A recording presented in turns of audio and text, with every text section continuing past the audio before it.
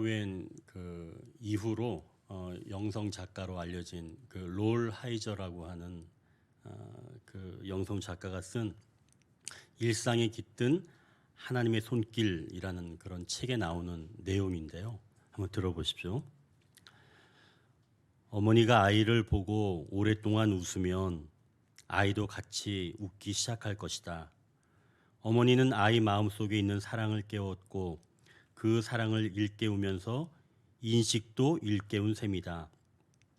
그렇지만 아이의 마음속에 있는 사랑과 인식을 일깨우는 것은 어머니의 미소 이외에 여러 가지와 연관이 있다. 미소만큼이나 중요한 것이 바로 어머니의 목소리이다. 어머니는 아이를 안고 눈을 마주치며 웃어주기만 하지 않고 아이에게 말을 건넨다. 아이에게 인간의 의식을 가져다 주는 가장 중요한 요소가 바로 이것이다. 우리가 아무것도 의식하지 못하는 유아기의 어둠과 혼돈에서 벗어나는 방법은 바로 어머니의 목소리를 듣는 것이다. 어르고 쓰다듬고 안심시키며 자기 밖으로 나오도록 우리를 끊임없이 부르는 어머니의 목소리 말이다. 그렇기 때문에 우리가 맨 처음 습득한 언어를 모국어라고 하는 것은 결코 우연이 아니다. 이 저자는 이렇게 우리를 깨어나게 또 하고 또 일어나게 하는 바로 그 언어가 어머니와 같은 모국어이다 라고 하는 그런 내용입니다. 물론 개 중에 다른 어머니는 뭐 이런 어머니도 있지요. 야, 너 지금 몇 시인데 아직 안 일어나고 그래? 너 커서 뭐가 될래? 이렇게 뜨거운 모국어를 구사하는 어머니도 있지만요. 오늘은 아브라함이 들었던 모국어를 우리도 듣고 차가워진 우리의 마음에 다시 온기가 스며드는 시간이 되시기를 주님의 이름으로 축원합니다. 좀 전에 말씀드렸던 것처럼 이 모국어는 어둠과 혼돈, 그 속에 갇혀있는 인간에게 새로운 세상을 열어주지요. 아브라함도 갈대아인의 우르에서 어둠과 혼돈 속에 갇혀 있었지만 어느 날 하나님께서 잠자고 있는 그 아브라함의 영혼을 흔들어서 깨우시고 그러니까 모국어로 깨워주시고 일으켜 세워주신 것이죠. 우리의 영혼은 하늘에 속해 있기 때문에 하나님의 음성이 곧 모국어입니다. 자, 12장 1절 2절에 그래서 이렇게 기록하고 있어요. 여호와께서 아브라함에게 이르시되 너는 너의 고향과 친척과 아버지 집을 떠나 내가 네게 보여줄 땅으로 가라. 내가 너로 큰 민족을 이루고 네게 복을 주어 네 이름을 창대하게 하리니 너는 복이 될지라. 우리가 알고 있는 것처럼 이 아브라함은 이 말씀을 듣고 자기의 아내 그리고 조카 롯을 데리고 적지 않은 나이 75세에 이 말씀을 듣고 일어나서 하란을 떠나 가나안 땅으로 들어왔습니다. 하나님의 언어, 즉 모국어 덕분이었죠. 그리고 약 한 10년이 흐른 겁니다. 모국어로 깨어났고 일어서 움직였던 이 아브라함이 10년 뒤에 오늘 본문이죠. 어떻게 되었을까요? 1절을 다시 한번 보십시오. 오늘 본문 1절. 이후에 여호와의 말씀이 환상 중에 아브라함에게 임하여 이르시되 아브라함아 두려워하지 말라. 나는 내 방패요 너의 지극히 큰 상급이니라. 여러분 뭔가 좀 다른 공기가 느껴집니다. 아브라함이 가나안 땅에 처음 들어올 때 이런 모습이 없었어요. 오늘은 뭔가 좀 분위기가 이상합니다. 아브라함이 두려워하고 있다는 거예요. 그리고 하나님께서 이것저것을 말씀하시는 것을 보면 분명히 지금 무슨 일이 일어난 겁니다. 그래서 1절 시작을 보니까 이후에라고 지금 말씀하고 있죠. 도대체 아브라함에게 무슨 일이 일어났을까요? 사실 무슨 일이 일어난 거는 오늘 우리가 읽은 본문 그 앞에 나온 14장에 대한 이야기인데요. 이 14장에 대한 이야기를 제가 좀 요약을 해서 말씀을 드리도록 하겠습니다. 지금 유럽에서도 지금 전쟁이 막 일어나고 있잖아요. 근데 이 전쟁이 당사국 간의 문제뿐만이 아니라 주변에 있는 나라들까지도 다 이렇게 엮어 들어가게 되죠. 이 지금 아브라함의 조카 롯이 소돔에 살고 있었습니다. 근데 이제 그 지역은 그동안은 안정적으로 잘 살고 있던 그런 지역이었어요. 당시에는 이제 요단강 건너편 동쪽에 연합국이 있었고 또 반대쪽 서쪽에 또 연합 세력이 있었는데 미안하게도 오른쪽에 있는 이 동쪽에 있는 그런 연합국들이 힘이 더 세서 서쪽에 있는 즉 이 조카 롯이 살고 있는 지역 서쪽 나라들이 조공을 바치고 있었습니다. 그러니까 동쪽 나라가 좀 더 힘이 셌던 거죠. 이렇게 조공을 한 12년 동안 바치고 있었는데 이 서쪽 나라에서 이제 그거 싫다고 조공을 안 바치겠다고 이제 반기를 든 겁니다. 그럼 당연히 이제 전쟁이 시작되었겠죠. 요즘도 사실 일어난 게 그런 것 때문 아니겠어요? 자, 그렇게 전쟁이 이제 시작되는데 당연히 힘이 센 오른쪽에 있던 그러니까 동쪽 나라가 서쪽 나라의 여러 도시들에 들어와서 약탈을 다 해간 겁니다. 근데 그 중에 이 소돔에 살고 있던 이 조카 롯, 아브라함의 조카 롯도 롯뿐만 아니라 가족 그리고 재산 이런 모든 것들을 다 동쪽 나라 사람들이 다 탈취해서 가져가고 또 사람들도 붙잡아가게 된 겁니다.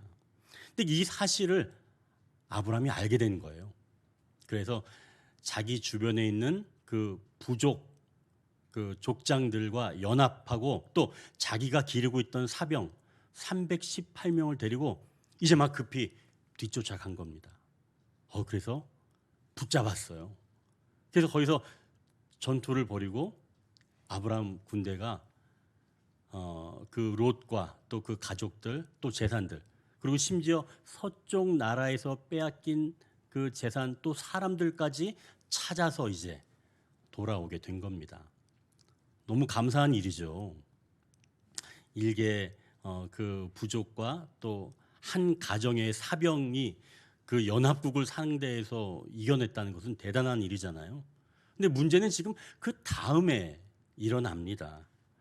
아브라함 일행이 승리를 하고 돌아오고 있는데 이 승리하면서 돌아오는 이 일행을 맞으러 나온 두 사람이 있었어요. 첫 번째 사람은 살렘 왕 멜기세덱이라고 하는 사람인데요. 이 사람은 아브라함을 맞이해서 축복의 말을 합니다. 그런데 두 번째 사람이 문제였어요. 이 사람은 소돔 왕이었는데 아브라함에게 아주 거만하게 이야기를 한 겁니다. 자기 물건도 빼앗기고 자기 사람들도 다 빼앗겼는데 오히려 아브라함한테 고맙다고 해야 되는데 오히려 거만하게 이야기를 하게 된 거예요. 우리가 그 이야기는 한번 우리 성경을 직접 한번 좀 보겠습니다. 14장 21절인데요. 14장 21절 이렇게 기록되어 있습니다. 소돔 왕이 아브라함에게 이르되 사람은 내게 보내고 물품은 내가 가지라. 그러니까 사람만 나한테 보내고 물품은 네가 가져. 이 이야기를 듣고 아브라함이 어땠을까요? 목숨을 걸고 싸우고 왔는데 왕이라는 자가 이렇게 말하면 너무 허무하지 않았을까요? 아브라함이 어이가 없었는지 그 다음에 이렇게 23절에 이렇게 이야기합니다. 내 말이 내가 아브라함으로 치부하게 하였다 할까 하여 내게 속한 것은 실 한 오락이나 들매끈 한 가닥도 내가 가지지 아니하리라. 이걸 좀 쉽게 얘기하면 너의 재물 때문에 내가 잘 살게 되었다는 이야기가 나올까 봐 나는 실 오락이 하나도 갖지 않겠다. 아브라함이 지금 이렇게 얘기한 겁니다. 어때요, 여러분? 아브라함의 심정 좀 이해가 되세요? 너무 허무하잖아요, 그죠? 물론 이제 처음에 출발할 때는 소돔 왕을 도우려고 했던 건 아니었죠. 자기 조카 롯 때문에 출발을 한 것이지만 그래도 소돔 왕의 그 나라의 백성들 그리고 그들의 그 재산까지 찾아왔으면 우리가 인간적으로 생각하면 고맙다거나 수고했다거나 뭐 그런 이야기를 해야 되는 거 아닌가요? 근데 지금 소돔 왕은 경우가 없어도 너무 없는 겁니다. 자, 그럼 이제 오늘 본문 1절에서 말하는 이후에 라는 말 뜻을 우리가 이제 알게 된 거예요. 이때 아브라함의 상황을 이렇게 볼 수 있죠. 오늘 주보에서 한번 보십시오. 거기 메모 보면은 첫 번째 나와 있죠. 뭐 하나 얻은 것이 없는 아브라함. 이제 이 말을 이해하시겠죠? 아브라함은 자신의 목숨뿐만이 아니라 자신의 가족, 재산, 그리고 주변 사람들까지 동원을 해서 전쟁에 지금 뛰어든 겁니다. 감사하게 전쟁에서 이기고 돌아왔지만 조카 롯이 고맙다고 하거나 또는 소돔 왕이 감사하다는 말을 하지 않고 도리어 비웃는 태도로 자기에게 대하는 것을 보고 아브라함은 지금 허망해진 겁니다. 어디 그뿐일까요? 생각해 보십시오. 아브라함이 자신의 이웃과 사병들로 이기고 돌아왔지만 상대편은 누구냐면 동쪽에 있는 연합 국가들이에요. 앞으로 어떤 일이 벌어질지 모릅니다. 이 도망갔다고 하지만 그 사람들이 패했다고 하지만 그들이 만약에 다시 전열을 정비해서 쳐들어온다면 이거 아브라함의 입장에서는 굉장히 위험한 일이죠. 자, 그렇다면 소돔 왕, 즉 서쪽에 있는 왕들도 지금 연합국인데 그중에 이 소돔 왕이 또는 이 서편에 있는 왕들이 아브라함한테 걱정하지 말아라.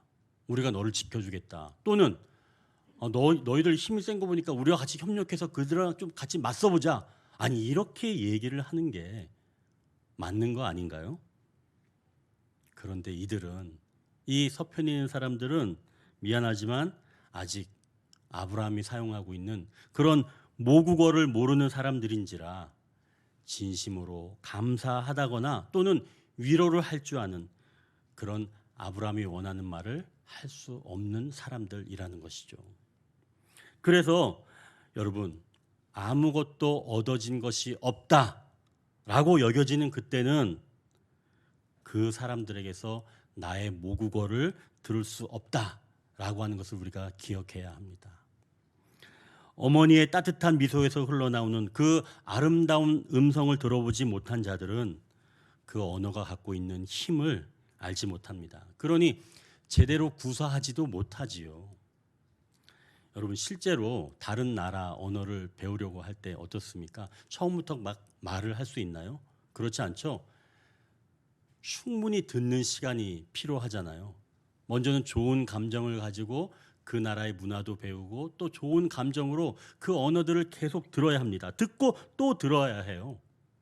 말은 그 다음에 나오는 거죠. 그러니까 이방인들에게 모국어를 들을 수 없는 이유가 바로 여기에 있는 겁니다. 자, 그럼 여러분 이러한 상태, 즉 내가 수고하고 또 수고하였는데도 나를 알아주지 않고 알아주기는커녕 오해하거나 심지어 나를 비난한다면 어떻게 해야 할까요? 그때는 나의 마음을 생각해보는 그런 시간이 필요하다는 겁니다. 나는 어떤 마음이었고 나는 그 상황을 어떻게 맞이했으며 그 상황에서 나는 어떻게 행동했는가 이런 것들을 생각해보는 시간인 것이죠. 그리고 내가 진심을 다해서 최선을 다했다면 상대가 나의 마음을 몰라줘도 지금은 어쩔 수 없다 이렇게 생각하고 넘어가야 합니다. 더 깊이 생각하면 오히려 탈이 날 수 있어요. 아브라함도 사실은 생각을 했거든요. 그런데 이 생각이 좋지 못한 곳으로 흘러간 겁니다. 그러니까 두려워진 거예요. 소돔 왕이 아브라함에게 이렇게 얘기했잖아요. 사람은 돌려주고 탈취물은 네가 가져가라. 이렇게 얘기할 때 아브라함이 내가 그냥 받았으면 서로 불편하지 않았을 텐데 내가 내 마음을 몰라줬다고 내가 너무 좀 심하게 표현한 것 아닌가? 이제 동쪽 연합군이 쳐들어오면 만약에 그 사람들이 서쪽에 있는 사람들이 우리를 도와주지 않으면 나와 우리 가족들은 어떻게 하지? 이런 두려운 마음이 들기 시작한 것이죠. 여러분, 두려운 마음 든 자체가 이상한 거예요? 그렇지 않아요. 두려움 자체는 이상한 건 아닙니다. 인간은 어쩔 수 없이 두려운 마음이 들 수밖에 없어요. 인간은 충분히 두려워할 수 있는데 이렇게 뭐 하나 얻은 것이 없어서 서운하거나 두려운 마음이 들 때는 그냥 그 자리에 있어야 한다는 것이죠. 따스한 음성이 들려질 때까지 그 자리에 머물러 있으라는 바로 그러한 말씀입니다. 그러니까 생각을 진전시키지 말라는 것이죠. 왜 어릴 적 우리가 외출할 때, 부모님과 외출할 때 부모님을, 어머니를 놓치게 되면 그때는 어떻게 합니까? 그 자리에 가만히 있어야 돼요. 어머니를 부르고 소리를 막 어머니를 부르고 그 자리에 있어야지 괜히 엄마 목소리랑 비슷하다고 해서 따라가면 큰일 납니다. 그렇죠? 그 자리에 있어야 되는 거예요. 이것처럼 오해를 받거나 얻는 것이 없다고 느껴지는 바로 그때 어디에 돌아다니는 것이 아니라 그 자리에 머물러야 한다는 것이죠. 이제 뭐 하나 얻은 게 없는 아브라함에게 다가오시는, 그리고 모국어로 말씀해 주시는 하나님의 그 음성을 들어보십시오. 이제 두 번째 챕터 모국어를 들은 아브라함인데요. 1절을 다시 한번 보십시오. 이후에 여호와의 말씀이 환상 중에 아브라함에게 임하여 이르시되 아브라함아 두려워하지 말라. 나는 네 방패요 너의 지극히 큰 상급이니라. 아브라함이 드디어 따뜻한 그런 음성을 들은 겁니다. 두려움 가운데 모국어를 들은 거죠. 우리가 외국 같은 데 나가서 두려움이 있을 때 우리나라 사람의 목소리가 들으면 얼마나 반가워요. 그렇죠? 그것처럼 지금 아브라함은 두려움 가운데 모국어를 하나님을 통해서 들은 겁니다. 얻은 것이 없고 두려운 마음이 들었지만 애굽과 같은 세상으로 내려가지 않고 기다린 아브라함에게 하나님이 찾아오신 겁니다. 아브라함의 마음은 어땠을까요? 3절을 보십시오. 3절을 보니까 아브라함이 또 이르되 주께서 내게 씨를 주지 아니하셨으니, 지금 이 아브라함이 하나님께 툴툴거리는 거예요. 아니 왜 이제야 나타나셨어요? 그리고 자식을 준다고 하셨는데 왜 아직 안 주십니까? 자식이 있으면 그게 상급이고 또 자식들이 있으면 힘이 될 텐데, 아니 75세 떠나서 지금 한 거의 10년 다 되고 넘었는데 왜 아직까지 자식을 안 주십니까? 자식 주신다고 하셨잖아요. 하나님께 이렇게 지금 아브라함이 투정을 부리고 있는 겁니다. 여러분 이런 면에서는 아브라함이 아직 잘 모르는 것 같아요. 여러분 자식이 있으면 꼭 좋은가요? 여러분 어때요? 자식이 있으면 꼭 좋은가요?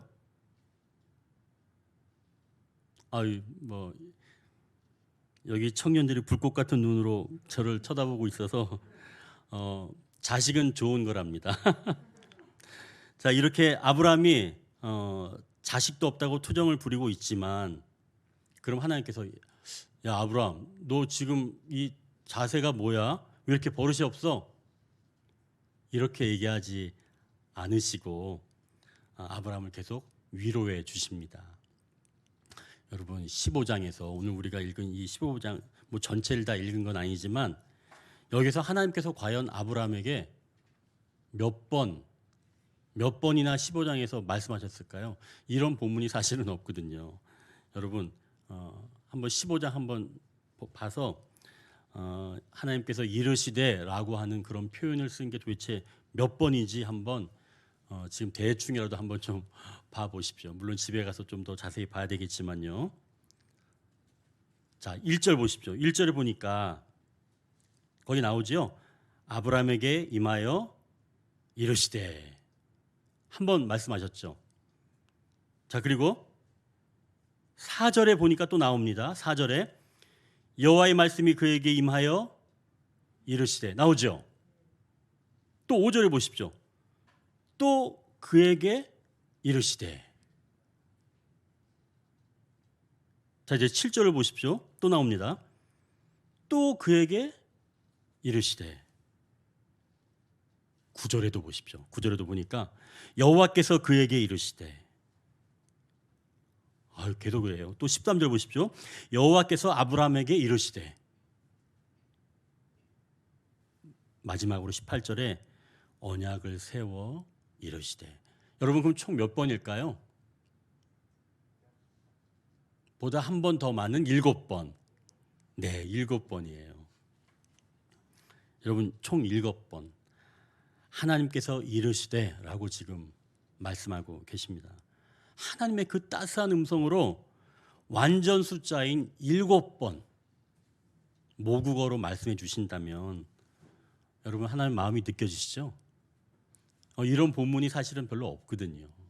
그러면 분명히 지금 하나님께서 아브라함을 어떻게 생각하시는지, 그리고 아브라함의 상태가 어떤지 우리가 알 수 있다는 것이죠. 뭐 하나 얻은 것이 없다고 지금 허탈해하고 있는 이 아브라함에게 하나님은 풍성한 모국어로 이렇게 들려주십니다. 누구에게요? 뭐 하나 얻은 것이 없는 자에게. 그럼 여러분, 이 중에서 우리가 처음 말씀하셨던 1절을 한번 좀 다시 한번 보겠습니다. 아브라함아, 두려워하지 말라. 나는 내 방패요 너의 지극히 큰 상급이니라. 하나님께서 지금 말씀하고 계시는 것은 요단 동편 연합국을 두려워하지 말고 요단 서편 연합국을 의지하지 말라라고 말씀하시는 겁니다. 그리고 하나님께서 친히 방패가 되어 주신다라고 지금 이야기하고 계신 것이죠. 여러분, 방패는 공격형 무기예요, 방어용 무기예요? 방어용이죠. 그러면은 이 방패를 내가 이렇게 들고 있어야 됩니다. 그러면 방패를 들고 있으면 이 적들이 창, 칼 또는 활로 이 방패를 또 맞추거나 때리는 거죠.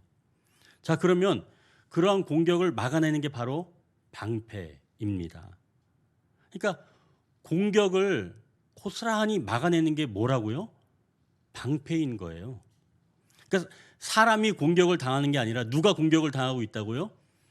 방패가 당하고 있는 겁니다. 방패가 다 맞고 있는 거예요. 그래서 이 방패에는 창자국, 칼자국 또는 화살자국 같은 것들이, 그 흔적들이 깊이 패여 있는 것이죠. 심지어는 심하게 공격받은 곳은 완전히 찌그러져 있는 겁니다. 이 바울이 회심하기 이전에 기독교인들을 핍박할 때 부활의 주님께서 사울에게 나타나셔서 이렇게 말씀하셨습니다. 땅에 엎드러져 들음에 소리가 있어 이르시되 사울아 사울아 내가 어찌하여 나를 핍박하느냐 하시거늘 대답하되 주여 누구시니까 이르시되 나는 네가 박해하는 예수라. 주님은 우리의 방패가 되십니다. 지금 두려워하는 대상에게만 공격이 있을 거라 우리는 생각하지만 우리가 살아오면서 알지 못하는 때 우리를 향한 여러 가지 공격을 주님께서 친히 그 자신의 등으로 그 공격을 받아내셨고 우리를 감싸 주셨다는 것이죠. 주님은 우리의 방패가 되십니다. 이제 본문 1절에 다시 하나님께서 아브라함에게 너의 지극히 큰 상급이라고 지금 말씀하십니다. 이것은 14장 19절에 그 멜기세덱이 하나님께 아브라함에게 복을 달라고 구했던 것과 연관이 있거든요. 그러니까 모국어를 구사하는 멜기세덱이 아브라함에게 복을 내려달라고 하니까 하나님은 15장 1절에 이렇게 친히 아브라함의 지극히 큰 상급이라고 말씀을 하고 계십니다. 여기서 큰 상급은 우리 손에 쥐어졌다가 사라지는 그런 기한이 있는 그런 상급이 아니라 영원하시며 완전하시며 풍성하신 하나님 그 자신이 아브라함에게 큰 상급이라는 것입니다. 뭐 하나 얻은 것이 없는 그 아브라함에게 하나님이 큰 상급이 되어 주셨다면 두려움 가운데 떨며 뭐 하나 얻은 것이 없는 우리에게도 큰 상급이 되어 주시는 줄 믿습니다. 우리는 잘 모르지만 우리를 위하시는 성령님의 그 기도, 그리고 또 다른 믿음의 사람들이 모국어로 기도할 때, 우리 믿음의 가족들이 나를 위해서, 우리를 위해서 기도할 때 하나님께서 그렇게 우리의 방패가 되시며 상급이 되어 주시는 줄 믿습니다. 그럼 이제 이번에는 하나님께서 아브라함에게 모국어로 좀 재미있게 말씀하신 그런 부분을 한번 좀 나눠보겠습니다. 5절을 한번 보십시오. 5절 보니까 그를 이끌고 밖으로 나가 이르시되 하늘을 우러러 뭇별을 셀 수 있나 보라. 또 그에게 이르시되 네 자손이 이와 같으리라. 하나님께 좀 송구하지만 저는 이 구절을 읽으면서 하나님의 아재 개그라고 저는 봤습니다. 마치 아빠가 사랑하는 아이들한테 빵에다가 크림을 잔뜩 올려줍니다. 그러면서 그걸 주면서 이렇게 이야기하는 거예요. 아빠의 넘치는 사랑. 이렇게 이야기하는 거죠. 아재 개그인데 역시 아재 개그는 반응이 없네요. 이 하나님의 아재 개그입니다. 이것은 하나님이 그림 언어로도 말씀하고 계신다는 거예요. 여러분 보십시오. 칠흑 같은 그런 밤이 찾아왔다면 그때 저녁 하늘을 보면 하나님의 그 모국어를 저녁 하늘, 그 칠흑 같은 어둠에서 하늘을 보면 그림 언어가 펼쳐져 있다는 이야기입니다. 그를 이끌고 밖으로 나가 이르시되 하늘을 우러러 뭇별을 셀 수 있나 보라.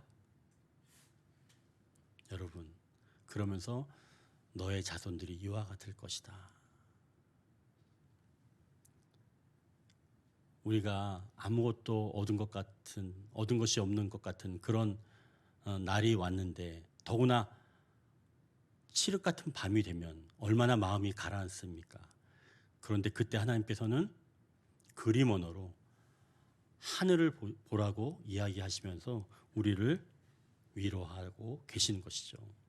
이렇게 하나님은 모국어를 그림 언어로도 이렇게 보여주고 계시는 겁니다.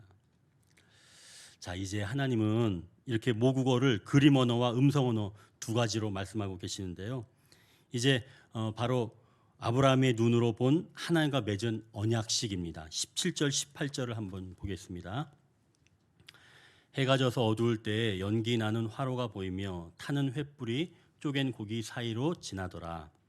그날에 여호와께서 아브라함과 더불어 언약을 세워 이르시되 내가 이 땅을 애굽 강에서부터 그 큰 강 유브라데까지 내 자손에게 주노니. 여러분, 하나님과 아브라함의 언약식의 모습입니다. 그러니까 이 언약식은 사실 굉장히 중요한 그런 본문이죠. 이 언약은 지금 아브라함에게와 맺은 거지만 하나님을 믿는 우리에게도 동일한 언약식인 줄 믿습니다. 여러분 어떻습니까? 하나님께서 지금 너무나 멋진 모국어를 그림 언어로 이 17, 18절에서 지금 보여주고 계시는 거예요. 아브라함이 뭐 하나 얻은 것이 없어서 지쳐있는 이 밤에, 해가 져서 어두운 그때에, 거기 여러분 17절을 보십시오. 연기 나는 화로, 그걸 지금 보여주시는 겁니다. 저녁에 연기 나는 화로. 화로가 지금 불에 달궈져서 지금 빨간색을 품고 있는 겁니다. 그리고 여러분 어때요? 그 열기가 느껴지지 않아요? 화로의 그 빨간 것들. 자, 그리고 그 연기가 모락모락 어디를 향하여 올라가죠? 위로 향하여 올라가고 있습니다. 우리가 이런 그림 언어를 떠오르거나 바라본다면 마음이 따뜻해지죠. 그리고 여러분 또 보십시오. 언약식을 위해서 지금 쪼갠 짐승이 있는 겁니다. 그 17절 하반절에요. 그 쪼갠 짐승들 사이로 지금 뭐가 지나가고 있나가요? 거기에 보니까 횃불이 지나가고 있습니다. 여러분, 그 칠흑 같은 어둠에 횃불이 지나가고 있어요. 얼마나 선명하게 보여요. 그렇죠. 그 고기 사이로 지금 횃불이 싹 지나가고 있는 겁니다. 조금 전에는 연기 나는 화로도 있고 또 횃불 같은 것도 있죠. 자, 이런 그림 언어는 훗날 출애굽하는 이스라엘 백성들이 광야를 지날 때 구름 기둥, 불 기둥으로 그들을 지키신다는 바로 그러한 그림 언어이지요. 동시에 우리에게도 동일하게 역사하는 줄 믿습니다. 자, 그러면 여러분 보십시오. 이 언약은 쌍방 계약입니다. 쌍방 계약이에요. 하나님과 아브라함. 그러니까 서로 지켜야 될 약속인 거죠. 그걸 언약이라고 합니다. 만약에 한 명이 못 지키면 어떻게 돼요? 고기가 쪼개져 있는 것처럼 그 사람도 이렇게 쪼개겠다는 얘기입니다. 이거 무시무시하잖아요. 자, 그런데 여러분, 그 쪼갠 고기 사이로 뭐만 지나갔다고요? 아까 보니까 횃불만 지나갔어. 아니, 거기에 원래 누가 지나가야 되는 거예요? 그러면 같이 아브라함도 같이 지나가야 되잖아요. 그래야지 그게 쌍방 계약이잖아요. 근데 아브라함은 안 지나갑니다. 거기 누가 지나가냐면 횃불만 지나가는 거예요. 아브라함은 그냥 지켜만 보고 있고 하나님 홀로 횃불이 되셔서 그 언약을 지켜가시고 완성해 가신다는 겁니다. 결국 이거는 쌍방 계약이 아니라 일방 계약이게 된 거예요. 결국 하나님께서 말하시고 지키시고 이루시는 은혜의 계약이다라고 하는 것이죠. 여러분, 이 광경을 지켜보고 있는 아브라함을 좀 보십시오. 모든 삶을 헌신했지만 뭐 하나 얻은 것이 없는 아브라함을 위해 하나님은 하나님의 모든 삶으로 아브라함을 지키시고 보호해 주시고 인도해 주시며 친히 상급이 되어 주신다. 이렇게 그림 언어와 음성 언어로 풍성하게 들려주고 계시는 겁니다. 17절, 18절은요. 여러분, 이제 우리의 삶을 좀 돌아보십시오. 가족을 위해 일평생 기쁜 마음으로 헌신해 왔는데 어느 날 나는 무엇 때문에 이렇게 살아가고 있는가? 분명 감사하며 또 살아오고 있는데 어느 날 내 삶이 버거워진다면 자존심 상해하지 마시고 힘들면 힘들다고 하나님께 투정하십시오. 그리고 가족들에게 좀 나눠 가지자고 말하십시오. 가족들은 여러분의 그 마음에 드는 모국어를 제대로 잘 구사할지는 모르겠습니다.